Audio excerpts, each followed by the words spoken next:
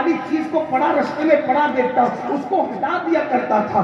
صرف گوشت مچھلی والے اور داڑھی اور ٹوپی والے دیندار نہ بنو, ویسے دیندار بنو جیسا کہ آمینہ کے لال بنانے کے لیے آئے تھے. میں صرف اشارہ دے کر کے گزر رہا ہوں اس لیے کہ وقت میں قلت ہے. کیا آپ نے وہ دینداری نہ دیکھی؟ اللہ اکبر. اگر آج کھانے کے وقت سگا بھائی آ جائے تو دوسرا بھائی پلیٹ چھپا کر کے رکھ دیتا ہے, پھر جا کے بات کرتا ہے, رخصت کر کے پھر کھانے بیٹھتا ہے.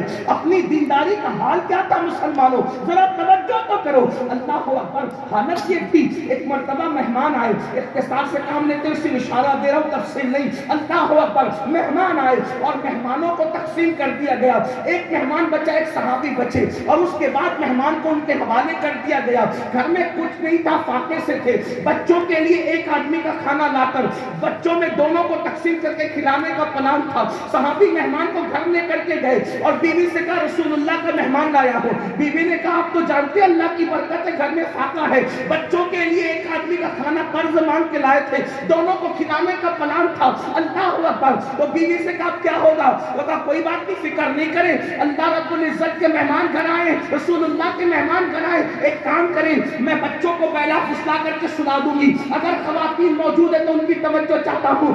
آج کل کی عورت ہوتی وہ لڑکے کہتی میاں آپ کے گھر میں کچھ نہیں, مہمان لائے کیسے؟ لیکن وہ خواتین ان کو بھی رسول اللہ کی تربیت نصیب تھی. اللہ اللہ. اس نے کہا میں بچوں کو بیلا پھسلا کر کے سلا دوں گی, مہمان کو کھانا کھلا دینا. اللہ اللہ. اس کے بعد وہ صحابی نے کہا ٹھیک ہے, مہمان کو تو کھانا کھلا دیں گے, لیکن مہمان جو ہے وہ یہ کہے گا نا کہ میں کھا رہا ہوں تو یہ بھی کھائیں, اور جب وہ کھائے گا ہم کھائیں گے تو کھانا تقسیم ہو جائے گا, دونوں کا پیٹ نہیں بھرے گا.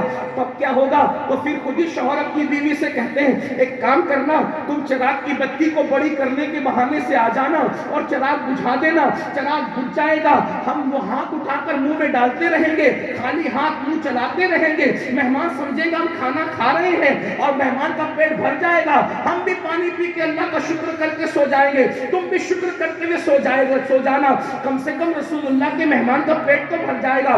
اور یہی ہوا نا. اللہ اکبر.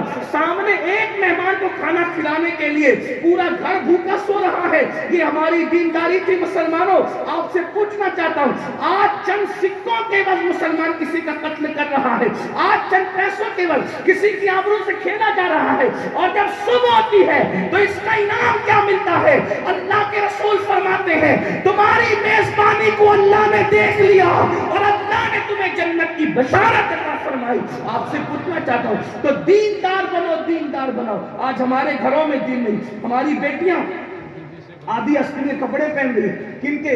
جو ہر سال عمرہ کو جانے, ہر سال حج کو جائے, ان کے گھر کی دینداری کا. نہیں مولانا اپنا دیندار بننا بس کافی ہے. نہیں, ہمارا دیندار بننا کافی نہیں ہے. عبادتیں منہ پہ مار دی جائے گی اگر آپ نے اپنے بچوں کو دیندار بنایا.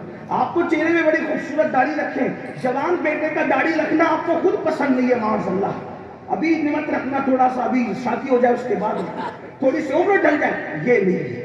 خود دیندار بنو. اور ایک بات دل پہ لکھ لو, اگر کسی کے دماغ میں یہ خط ہے کہ دیندار بنیں گے تو بیک ورڈ کہلائیں گے, عزت جائے گی اور یہ ہوگا وہ ہوگا, خدا کی عزت کی قسم, اللہ نے جو دین ہمیں عطا کیا ہے دین مصطفی, اس نے کسی کو کبھی ذلیل ہونے نہیں دیا, بلکہ اس کا دامن جس نے پکڑ لیا ہے اور اپنے شہرہ نشینوں کو کیسر و کسرا کا تاجدار بنایا, اسی دین نے بنایا, گمناموں کو نیک نام بنایا.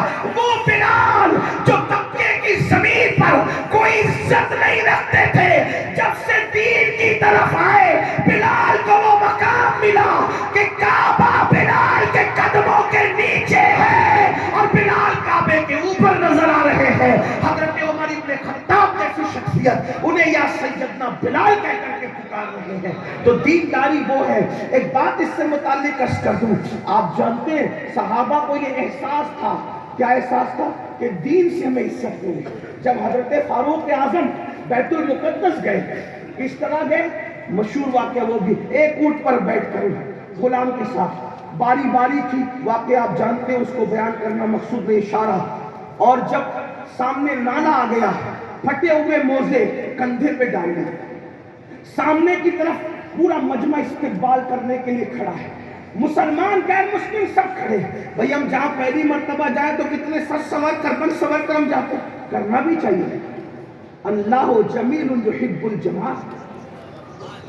زینت کوئی منع نہیں ہے, لیکن صحابہ کی فکر دیکھو, پھٹے ہوئے جوتے کندھے پہ